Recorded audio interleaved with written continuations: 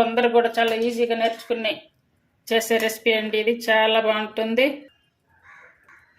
మసాలా అంతా కూడా ఒకటే ప్రాసెస్లో తయారు చేసుకోవచ్చు. చాలా చాలా బాగుంటుంది. అందరూ కూడా చాలా టేస్టీగా కూడా ఉంటుంది. ఎగ్ మసాలా గ్రేవీ కర్రీ ఇది అన్నిటికీ బాగుంటుంది. అందరూ కూడా ట్రై చేయండి. ఇది ఎలా తయారు చేయాలో ఈ వీడియోలో చూపిస్తాను. ఎగ్ మసాలా గ్రేవీ కర్రీ తయారు చేసుకోవడానికి ముందు స్టవ్ వెలిగించుకొని స్టవ్ మీద కడాయి పెట్టుకొని అందులో వాటర్ వేసుకుని వాటర్ మరిగించుకొని ఇందులో సాల్ట్ అయితే వేసుకోవాలి. ఎగ్స్ అయితే ఇందులో వేసుకోవాలి.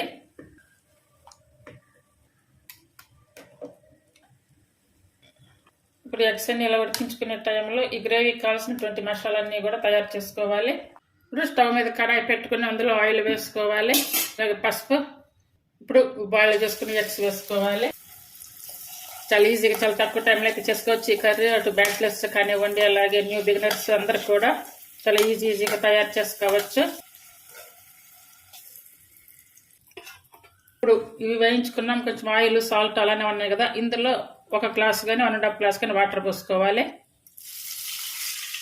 ఇప్పుడు వాటర్ వేసుకున్నాం కదా, ఒక 4-5 మిరియాలు, అలాగే 2 స్పూన్ల వరకు ధనియాలు, అంటే అలాగే 2 ఎండుమిర్చి, 2 యాలకులు, 2 లవంగాలు, కొబ్బరి. ఈ కొబ్బరి ఉంది కదా, ఈ కొబ్బరిని అంటే ఇది ఎండు కొబ్బరి తీసుకోవాలి. ఎండు కొబ్బరి తీసుకొని ఇలా తురుము పట్టుకోవాలి. లేదంటే ఒకవేళ పౌడర్ ఉన్నా కూడా వేసుకోవచ్చు. అలాగే ఆనియన్స్, ఇవి చిన్న ఆనియన్స్ అండి. ఇవి ఒకవేళ ఇవి లేకపోతే మామూలు ఆనియన్స్ కూడా వేసుకోవచ్చు. 1 స్పూన్ వచ్చి గసగసాలు, అంటే ఇది చిన్న స్పూన్ అనమాట. ఒకవేళ పెద్దదైతే కనుక 1/2 స్పూన్ వేసుకోవాలి. అలాగే ఎండు కొబ్బరి పౌడర్ అనమాట, ఇది 2 వేసుకోవాలి. అలాగే 2 టమాటాలు ఇలా కట్ చేసుకొని వేసుకోవాలి. ఇవన్నీ కూడా మిడిల్ ఫ్లేమ్ మీద కానీ లేదంటే ఫుల్ ఆన్ మీద అయినా పెట్టుకొని ఇలా అన్నీ కూడా ఉడికించుకోవాలి. ఇవన్నీ ఇలా ఉడికించుకున్నాము కదా, ఇప్పుడు ఈ టమాటాలకి పైన పేలు ఉంటుంది కదా, ఇది తొలగించుకోవాలి. ఇప్పుడు ఇవన్నీ ఇలా ఉడికించుకున్నాము కదా, ఇప్పుడు వీటిని వాటర్ నుండి సపరేట్ చేసుకోవాలి. స్టైనర్లు ఇలా పెట్టేసుకుంటే కనుక వాటర్ కింద దిగిపోతాయి.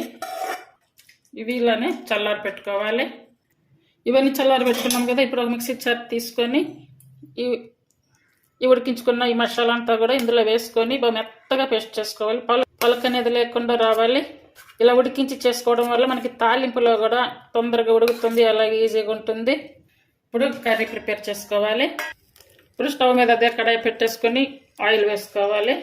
ఆయిల్ వచ్చేసి 2 టేబుల్ స్పూన్ వరకు వేసుకోవాలి, అంటే మన కర్రీని బట్టి వేసుకోవాలి. అలాగే 1/2 స్పూన్ వరకు జీరా, 1 స్పూన్ వరకు అల్లం వెల్లుల్లి పేస్ట్, అలాగే 2-3 రెమ్మల కరివేపాకు.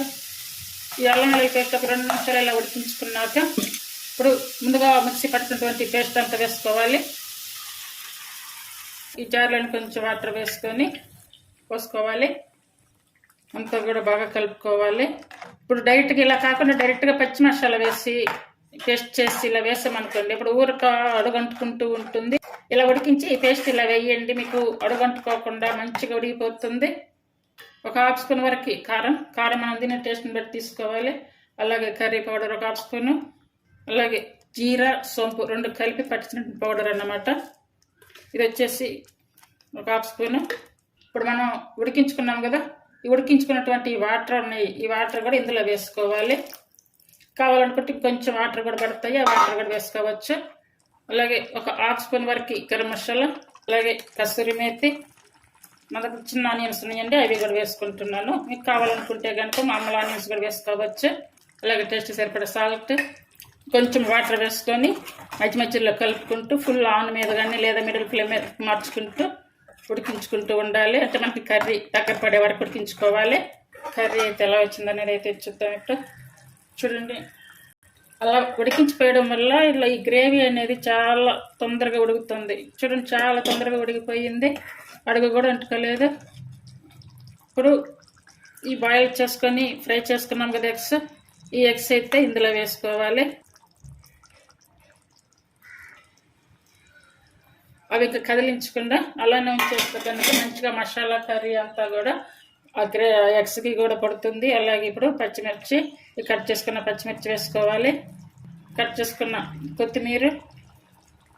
చాలా తొందరగా అయిపోతుందండి ఇలాగనే చేసారంటే. ఈ రెసిపీ మీకు నచ్చినట్టయితే ప్లీజ్ లైక్ చేసి, షేర్ చేసి, సబ్స్క్రైబ్ చేయండి. అలాగే హైప్ ఆప్షన్ ఉందంటే హైప్ ఆప్షన్ ఇచ్చి ఛానల్ సపోర్ట్ చేయండి. అలాగే మీకు నచ్చితే కనుక ఫాలో అవ్వండి, ట్రై చేయండి. ఇది ఇప్పుడు కంప్లీట్గా సిమ్ మీద పెట్టేసుకొని ఒక 5 మినిట్స్ అలా ఉంచేసుకోవాలి.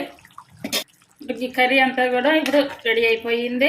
ఇది చపాతీ, రోటీ, పుల్కా, పూరి అన్నిటికీ చాలా బాగుంటుంది. అలాగే రైస్కి కూడా బాగుంటుంది. ఇది ఇలా తయారు చేయండి. మీకు నచ్చితే కనుక ఫాలో అవ్వండి. ఇప్పుడు స్టవ్ ఆపేసుకోవాలి. కర్రీ కూడా చాలా చాలా బాగా వచ్చిందండి. చాలా బాగుంటుంది. మీకు నచ్చితే కనుక ఖచ్చితంగా ఫాలో అవ్వండి, చేయండి. Thank you for watching.